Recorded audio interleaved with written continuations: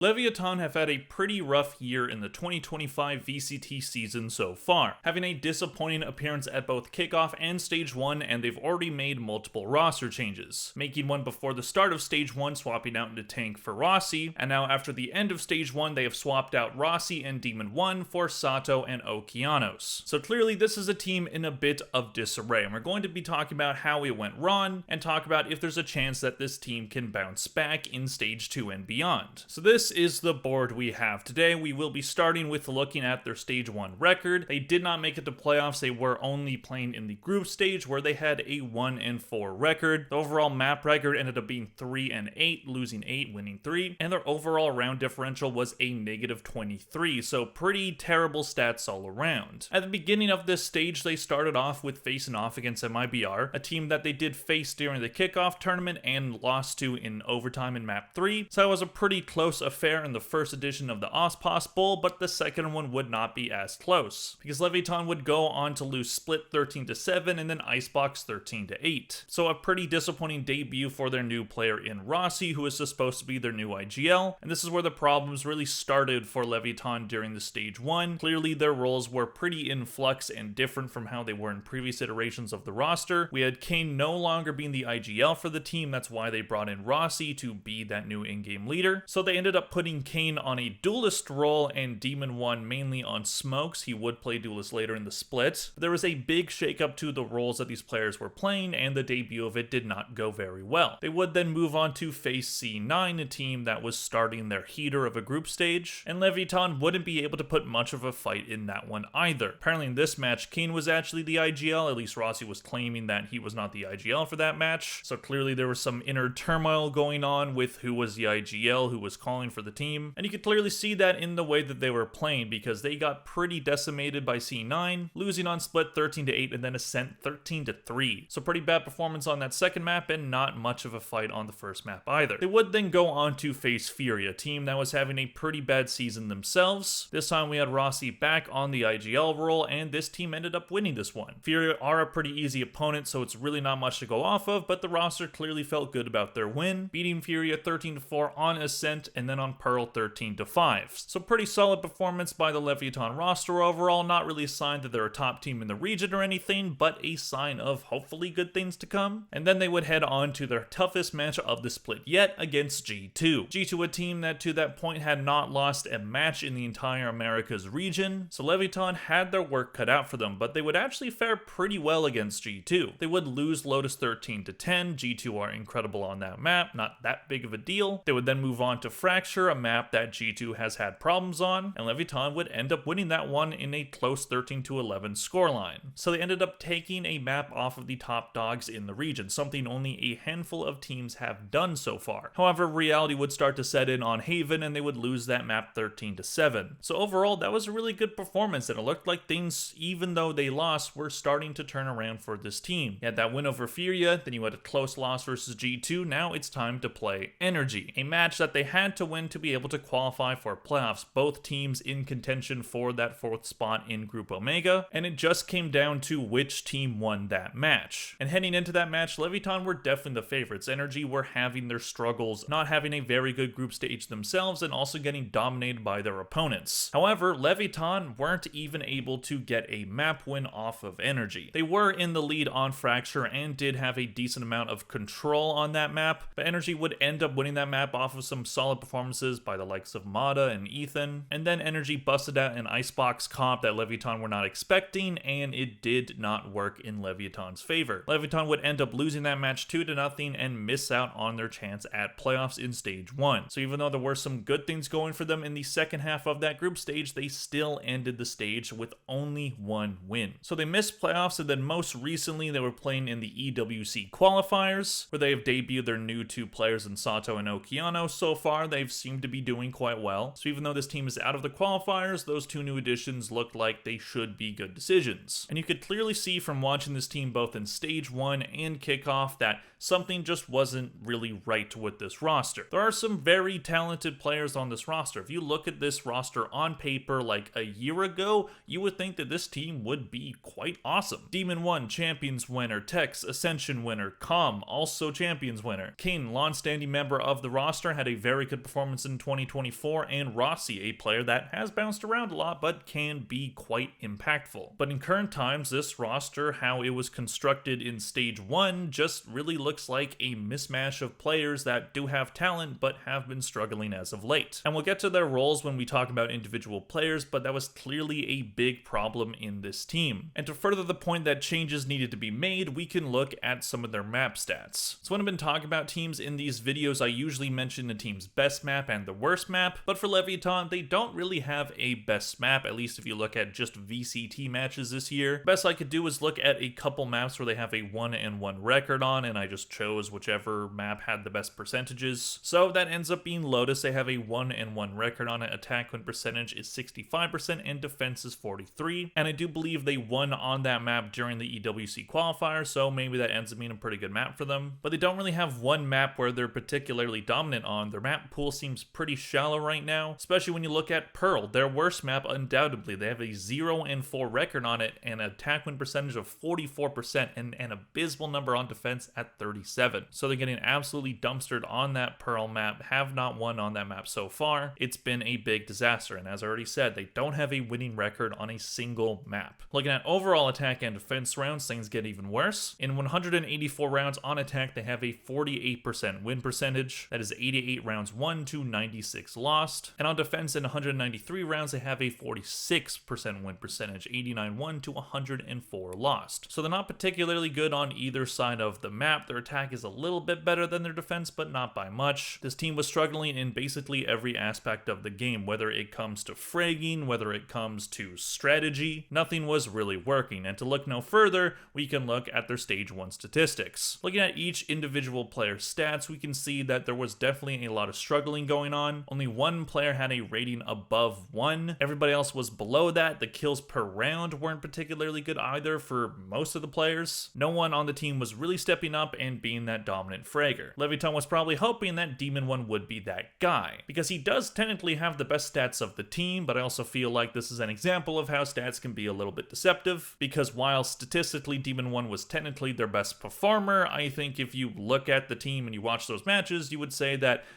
probably is not the case. So that's why stats can be useful to look at players and how they're performing, but it's not the end-all be-all. There is, of course, that whole discussion of eye test versus stats. But looking at D11 stats overall, he had a rating of 1.05, a kills per round of 0.76. He had 175 kills, 165 deaths, and 66 assists for a KD ratio of 1.06. He was the only player with more kills than deaths on the team. He ended up playing a Smokes Duelist Flex, which he's played in the past on Evil Geniuses, but it worked a lot better on that roster than it did here. Bit of a far cry from his days on Evil Geniuses at this point. He played Omen, Brimstone, Astra, Viper, and then on Duelist he played Jet and Neon. His Neon was surprisingly okay, and I definitely liked him on Duelist better than I liked Kane, but I think when it came to the Duelist role on this team, it just ended up being a bit of a disaster. They had 3 players that were capable of playing Duelist, but no one really stepping up and being that dominant Duelist player. Demon 1 is a pretty passive Duelist. He's not exactly known for, being a Jogmo and taking his space. That's why him and Jogmo worked so well together, because when they were on Evil Geniuses, Jogmo would play that aggressive style and Demon 1 would be able to walk in and just out-aim whatever's left. But since then, Demon 1 just hasn't really been set up for success on either of the rosters that he's been a part of so far. I do think part of it is on him. He does need to be better, because on this roster in Stage 1, his performance was just kind of okay. And while again, statistically, he was technically their best player, I don't think there's much of a need for him on this roster. It's looking like Sato is going to be that new Duelist player, and he seems to be a pretty good fit so far, and I don't know if Demon 1 is going to get another chance at Tier 1 for quite some time. I do feel bad for the guy. I still think there is talent there, but just right now, we haven't seen it in a while. Moving on, we have Tex, who didn't have the greatest performance in Stage 1, but I would say was probably their most consistent player. He had an overall rating of 0.95, a kills per round of 0.69. Overall KDA was 159 kills, 163 deaths, 41 assists for a KD ratio of 0.98. He was mainly playing that Sentinel role with Cypher, Killjoy, and Vise, but then played a little bit of Smokes on Viper. Tex is a solid player. I am mildly surprised that we didn't see him on Duelist this year. When he was on the guard, he was their Duelist player, and he had a lot of success on that role, and then he joined Leviatan after they picked up Ospos, so he didn't play a lot of Duelist last year, and I thought that if this roster would run double Duelist comps, I think Tex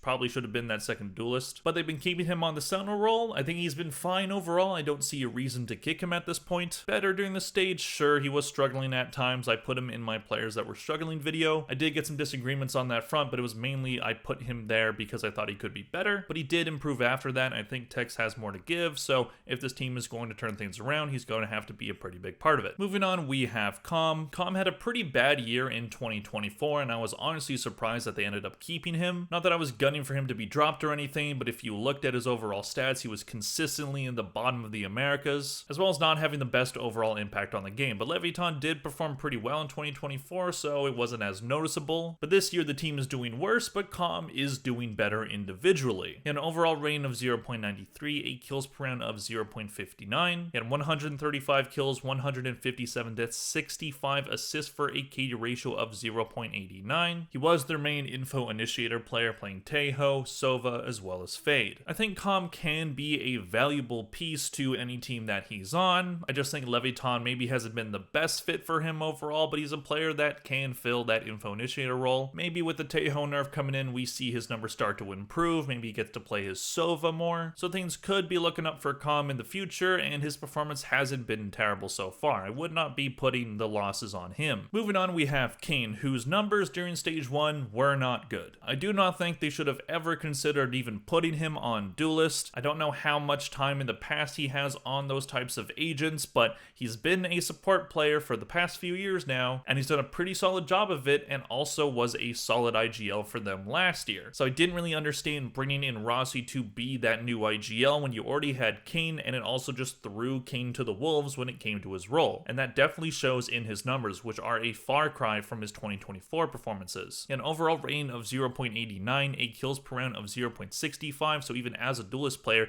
he is bottom 3 in kills per round. On his own team, he had the third least kills with 148. He had 167 deaths and 56 assists, and a KD ratio of second worst on the team of 0.87. KD ratios for Duelists can definitely fluctuate because if they're being more aggressive, they're more likely to die, but overall, a lot of solid Duelists have pretty good numbers when it comes to KD ratio, and Kane's is pretty rough. He was playing Yoru, Waylay, Neon, and then when he was playing support role, he looked better when he was playing Viper and Omen. I definitely think with Rossi out of the roster and Kane being the set IGL, I think his numbers will get better. I don't know exactly if that's what they're going with him as the main IGL, but I think that's the direction that they should. Proven his value in that position before. I think if you keep him on those support roles, he will do a lot better. With Demon 1 out, we should see him playing Smokes more, and we'll see the value that his Viper can bring. I definitely think Kane's numbers are going to get better, and I don't blame this individual performance on him. He just wasn't in the right role. Moving on, we have Rossi, who in the past has been an IGL that can frag out. We saw that in his short stint in the offseason with C9. We saw it at times on T1, but on Leviatan, it just was not a good fit. I don't think the organization put him in a good position at all. An overall rating of 0.87, 8 kills per round of 0.62, 143 kills, 173 deaths, and 85 assists. His overall KD ratio was the worst on the team with a 0.83. He mainly played Initiator with one Sentinel thrown in there. He played Breach, Tejo, Deadlock, as well as KO. Rossi is a good player, and I think on the right situation, he can be pretty impactful. Unfortunately for him, this is the third time he has been kicked off of team in 1 calendar year. So that really just does not look good for him. It's not a good look overall. Obviously, I don't know the internal workings of all the organizations that kicked him, but clearly there is something that Rossi needs to work on when it comes to being a member of an esports roster. His performances can be up and down, but when they're up, I think he's very good to have. He might not be the best caller ever, but he can get success out of teams. We'll see if he ends up finding another tier 1 spot. I wouldn't bet on it for at least a year, but we'll see where Rossi's career goes in the future. It's just not going to be on this team. So those are all the players that I have to talk about. I definitely think the main Achilles heel of this team during stage 1 was those roles. They had a tank who can be a solid Raze player, and Demon 1 didn't do very well on Raze during kickoff either. He was having his struggles on Duelist, so I thought maybe you could have just kept him on Smokes, play some double Smokes comps with him and Kane. Having a tank play that Duelist role, maybe you play double Duelist with him and Demon 1 or him and Tex. But they ended up making that Rossi swap. Now you have 2 IGLs and 2 players playing similar roles, and it clearly caused some internal turmoil with how the roles were shaking up, and nothing really went their way during this stage. So I definitely think that Leviatan as an organization needs to rethink how they build rosters. Hopefully with Sato and Okeanos coming in, they have a set roster for the rest of the year, and if it doesn't work out again in the offseason, they can make further changes. But I just don't see the value in what they've done so far this year. I don't know exactly what happened with the tank thing, but I thought that was completely unnecessary at the time. I thought that potentially Rossi might be a better player than Tank, but in terms of roles, it just didn't really make sense for the team. So we'll see how Stage 2 ends up going for them. I still don't have a ton of faith in this team. There is still some talent on this roster, but I just don't know if I see this team going very far, but we will see what happens. So that's all I want to talk about today. Let me know in the comment section down below, what did you think of this team during Stage 1? How do you think the roster changes are going to affect them? Do you think they're going to get better for Stage 2 and potentially champions? Can they make that tournament? Let me know all that and more in the comment section down below. Please click like and subscribe if you enjoyed this video. Thank you all very much for watching, and I'll see you guys in the next one. Bye!